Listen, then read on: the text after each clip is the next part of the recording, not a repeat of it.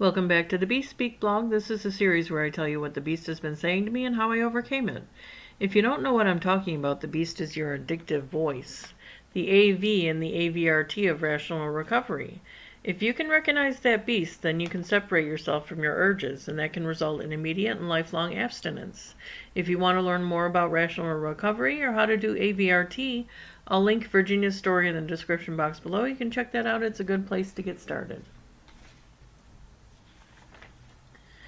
Everyone thinks addicts need compassion, and compassion is one of those words that means different things to different people. People want addicts to be treated the same way someone who's sick should be treated. I saw a beautiful example of how to treat someone who's hurting with compassion. Two brothers were playing in the sand, and one of them must have had a little mishap. And the other brother looks at him and says, "Do you need space?" And the other brother shakes his head no. So the other brother says, "I'll sit with you then." That's compassion. Another way to show compassion is to think of someone sick in the hospital with a terminal condition. There's two things that you can do to comfort this person. You can either occupy some of their time and help them have a little respite, distract him with a good story, or you can give him the pleasure of connection by understanding his experience, listening to him. Comfort through distraction or understanding. That's what compassion means to me. Comfort through wholesome connection. What compassion means to the powerless model of addiction is forgiveness and acceptance. Two more loaded words that have been co-opted for a reason. Forgiveness and acceptance. In other words, allowing bad behavior without consequence. Stripped of its religious context, forgiveness and acceptance is allowing bad behavior without consequence. No one wants to pay, and accounting is never made. Interpersonal relationships should take a clue from geopolitics. Be kind in your tone, but decisive in your actions. Say, "I wish you the best," to the drug addict on the corner asking for $1, but hand over no money. A friend mocks you for not taking a drink while you're out?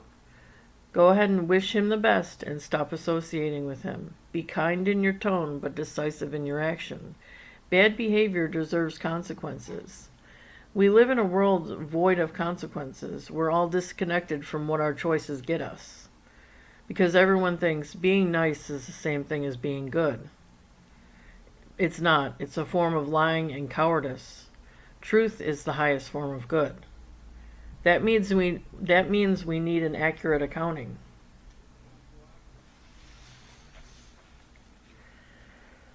We have 3 rules that we enforce in my house. Number 1 is don't be destructive. Number 2 is do no harm. And number 3 is don't threaten the first 2. The 4th rule is do not steal, but my children know better, so we don't really have to talk about that. We emphasize free will in my house. It's a God-given right, and we don't take it lightly. And no one else should either. In a nutshell, that's my version of what bad behavior is. It can be stated concisely, and if given half a thought, no one could disagree. We also believe in the right of self-defense, but if you do no harm to someone else, then that shouldn't be a problem very often. Back to what I was talking about. The powerless model shows compassion by reassuring you that, a lapse is all part of recovery. It's a free pass.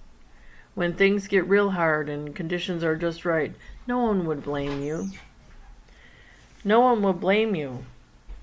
Others would be broken when faced with the same degree of discomfort, It's understandable. That's all Beast Speak blog. Not blog. That's all Beast Speak. People have stood for principles to the point of death. There are people who won't concede. They'll bear anything rather than turn against their convictions, and that's the strength our vow of abstinence can have. Others have done it before. "Oh, but I'm too weak." You gain capacity by practicing strength. When I look at that pile of dishes in the sink, I don't say, "Be responsible." I say, "I am responsible. The outcome depends on me." Everybody always says be responsible. No, you are responsible by default.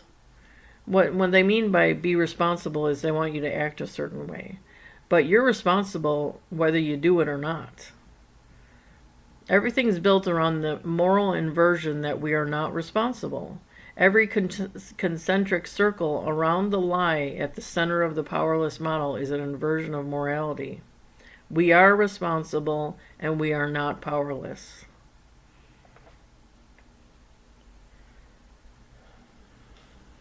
So don't give in.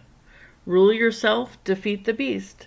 Thank you. If you guys thought this was good, please give me a like and share and comment, and please subscribe, and I'll see you next time. Rule yourself, defeat the beast.